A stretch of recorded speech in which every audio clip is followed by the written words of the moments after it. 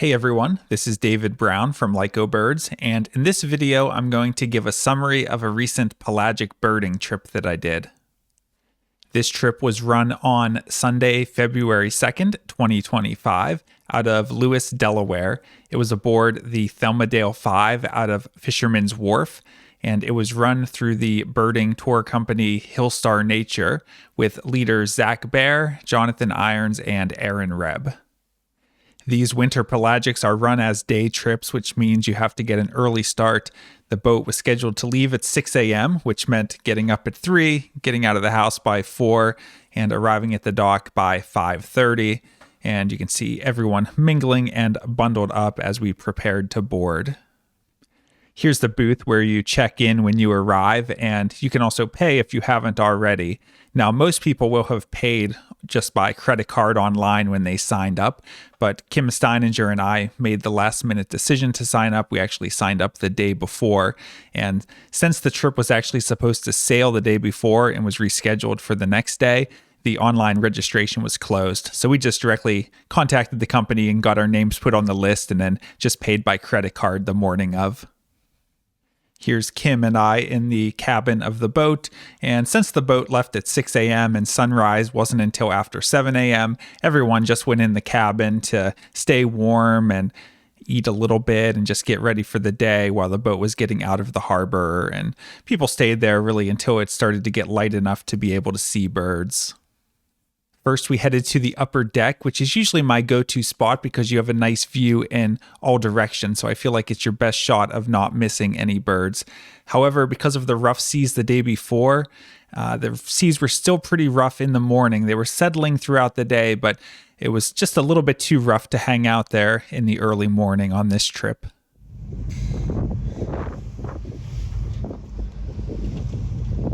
We ended up settling in on the lower deck towards the back of the boat where it doesn't bounce up and down as much as you get if you're at the front of the boat, but you also have to deal with the diesel exhaust fumes. So you have to be a little bit careful about balancing things that may trigger seasickness.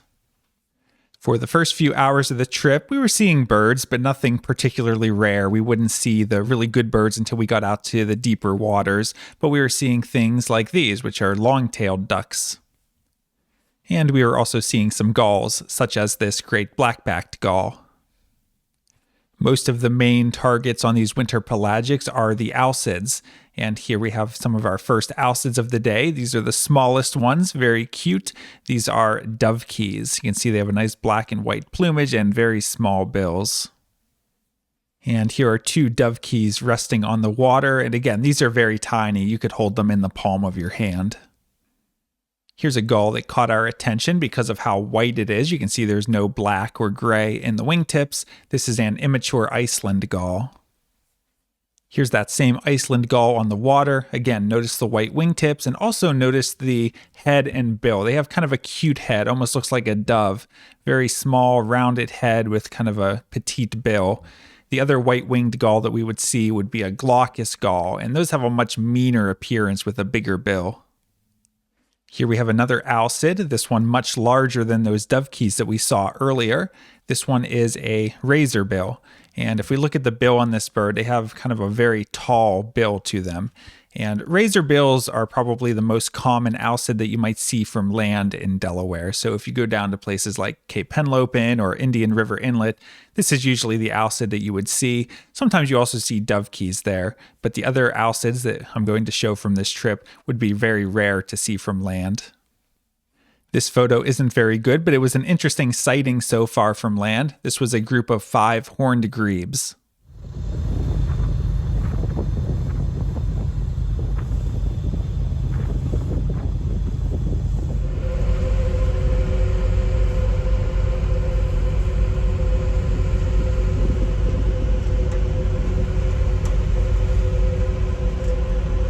Here was one of my main target birds for the trip, and I've been on 3 previous winter pelagics, and this bird had always eluded me.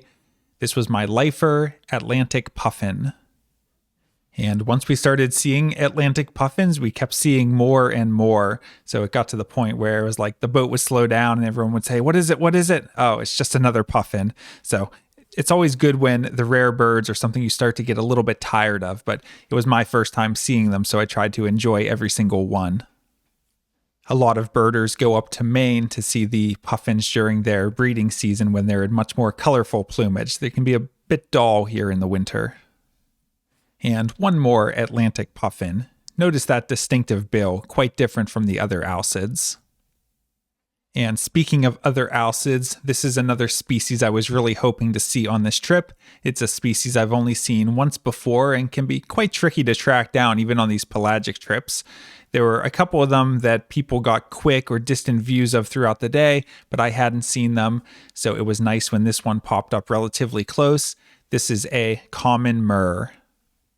And here we have a razorbill. Now I'm going to flip back and forth a few times and look at the differences between common murre and razorbill. So if we look at the common murre, first of all, look at the bill. It has a long pointed bill. If we go back to that razorbill, they have sort of a very tall bill. And this one has a very distinctive white line to it, although that's not always easy to see in the field. Another thing we can look at is the contrast between the underwing and the body. So we see that the common murre has sort of a gray underwing and a white body, whereas the razorbill has a white underwing that doesn't really contrast much with the white body. And the last thing I want to point out are the feet. On the common murre, you see the feet hanging out behind. So the feet are longer than the tail. Whereas if you look at the razorbill, you don't see the feet hanging out behind. So one last look at the common murre. And again, look how white the face is on this. And they have a bit of a black line that goes from the eye across the face, although it doesn't really show up in this photo. And one more look at that razorbill. Here's a species that can be very hard to get from land in Delaware, but are expected on these offshore pelagic trips. This is a type of gull, and we see a very distinctive dark M shape to the upper wing. This is an immature black-legged kittiwake. And here's the underside of that same immature kittiwake. Here's an adult black-legged kittiwake. So for this bird, notice the yellow unmarked bill. Notice this black that starts behind the eye and stretches up over the back of the neck. And look at the wingtip. It has this sort of small black triangle, almost like you took the wing and dipped it in black paint. It's kind of a different shape than you would see on the wingtip of something like a ring-billed gull or a herring gull. And if you're not familiar with black-legged kittiwakes, in terms of size, they're kind of intermediate in size between like a Bonaparte's gull and a ring-billed gull. So they're a small to medium-sized gull. And if I'm not mistaken, I believe they're actually the most numerous gull in the world by total population.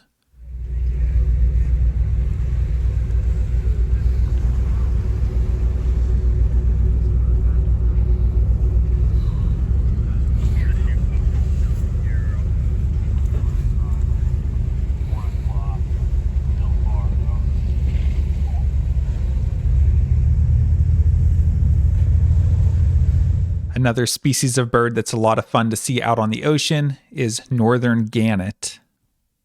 Gannets are a lot of fun to watch. First of all, they're really big. The adults like this have a nice white head and body and a black and white patterning to the wings. And sometimes you'll just see them drop straight out of the sky, just tucked in and diving deep into the water. And sometimes they'll even follow the boat. If you have a bunch of gulls and you're throwing chum out, the gannets will come in and dive in and join the fray. And here's what a northern gannet looks like sitting on the water. It's quite common when I'm hawk watching to see balloons high overhead getting blown by the wind, and you wonder where they end up. Well, some of them end up out on the ocean. So we actually stopped the boat to retrieve this purple balloon out of the water.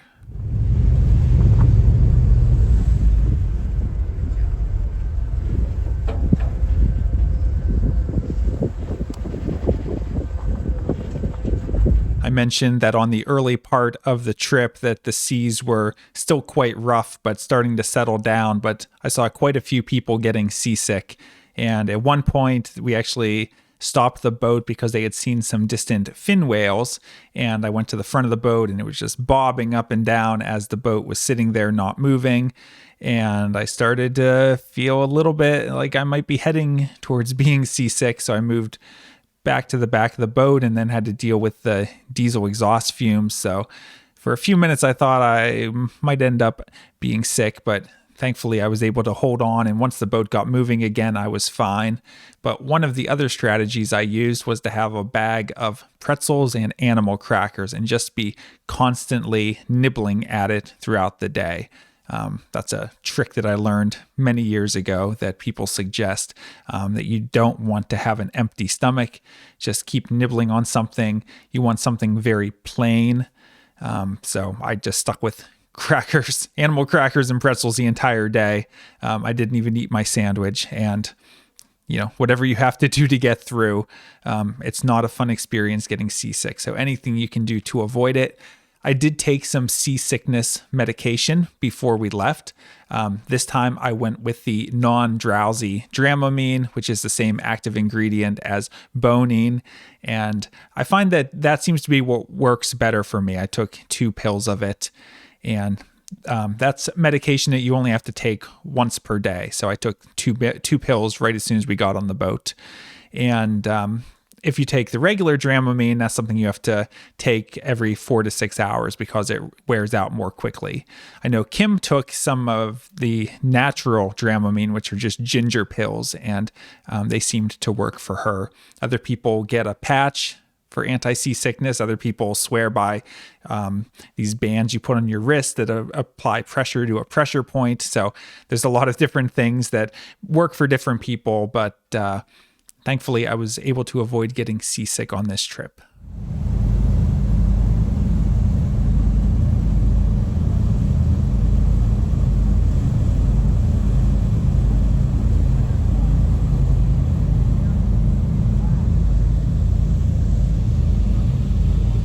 As we were heading back in and starting to get closer to land, we started seeing more sea ducks again. Here we have a white-winged scoter, obviously named after the white patch here in the secondaries. We also had surf scoters, which you can see have completely dark wings, but they have a very distinctive facial pattern. They have kind of a large orangish black and white bill and a white patch to the back of the head. And we also had black scoters, which also have dark wings and have a slightly different build to them. And the males have an orangish yellow knob on the bill. And a bird that I was very happy to see, and it may save me a trip down to Indian River Inlet to try for this species again. Here we have an adult male common eider. Very cool bird that can be tough to get in Delaware. There's been some reported off and on down at Indian River Inlet, but really cool to see an adult male like this. We saw the U.S. Coast Guard Roland Fritz, which is a Sentinel-class cutter based out of Cape May, New Jersey. And as we came back into Lewes, we had a little bit of time to come past the lighthouse and make one pass along the icebreakers to check out all of the birds on the rocks.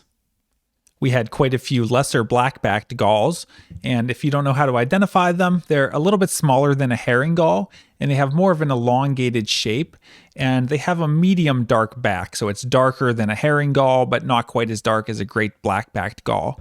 They also have yellow legs, and they also have a really smudgy head in the winter compared to great black-backed gulls, which have a clean head in the winter. One of the highlights to end the trip was getting to see all of the seals. There's 2 different kinds of seals, and if I've got this right, these smaller ones are harbor seals, and the bigger one is a gray seal. And as someone from the middle of Pennsylvania, it just really tickles me that creatures like this even exist. There's just something about them that seems so familiar, yet so foreign. And by this time, there wasn't much light for photos, but here we have a purple sandpiper, which was one of many, and we also had a lot of ruddy turnstones on the rocks as well. And we had our final target bird of the day. This is a group of cormorants, and most of them are double-crested cormorants, but this larger one here in the center of the photo is a great cormorant. And here are 2 more great cormorants perched up. You have the adult on top, and they just have a bigger size than the double-crested, and they usually have a bit of a white patch here to the cheek. And the immature on the bottom here is completely white underneath, not just the neck and the upper breast like we see on the double-crested, but also all the way down here on the belly. And here's yours truly smiling after a very successful pelagic birding trip. Here are our eBird pins that show the course that we took. So we left out of Lewes, Delaware and headed east-southeast. And most of the trip we were in Delaware waters. Although at the furthest point we did reach into Maryland waters once we were south of this state line here. So we did pick up all of the good birds for Delaware waters, and we got a few of the good birds for Maryland waters as well. I think we got Kittiwakes and Puffin and maybe Dovekie as well. So I think there were a lot of people on the boat from Maryland hoping for some good Maryland state birds. So it seems like we were pretty successful in both states, but me and Kim mainly focused on Delaware. So we were really happy to pick up all the owlsids, common murre and puffin, and even razorbill and dovekie I didn't have yet for the year, and kittiwake. So really successful trip overall. And looking at the eBird trip report for the day, we had 27 total species, and some of the highlights, again, 1 common eider. We had a total of 25 Atlantic puffins, 65 razorbills, 100 dovekies, 3 common murres, although I only saw the 1, 15 black-legged kittiwakes, 2 Iceland gulls, and 179 gannets, plus the 4 great cormorants at the end of the day. So really fun trip, and I had a really good time. It was 2 years since I had done a pelagic trip, and that last one, which I also made a video about, was only an inshore pelagic, and I think that was only a 6-hour trip. This was a longer trip. We left at 6 a.m. and got back around 5:30 p.m. So the longer trips really let you get out into the deeper waters. And if this video has inspired you to get out, Hillstar Nature is running almost an identical trip here in a couple weeks on February 16th, 2025. Again, out of Fisherman's Wharf in Lewes, Delaware. Same time, leaving at 6 a.m., getting back at approximately 5. And price is the same, which is $235 per person. So fairly expensive, but that's what it costs to do these trips now. So if you want to see these birds, sometimes that's what you have to pay. This is on a different boat of theirs. It's on the Great Getaway, which is a boat I have not been on. It's a newer boat in their fleet, but pretty similar to the one that we went out on. And here's a picture of the boat on their website, and it looks pretty nice. It looks like this one may even have a wraparound upper deck, so that'd be really nice for spotting those birds out to the front from the upper deck. All right, thanks for coming along with me on this adventure, and until next time, good birding. From Lyco Birds, this is David Brown. Thanks for watching.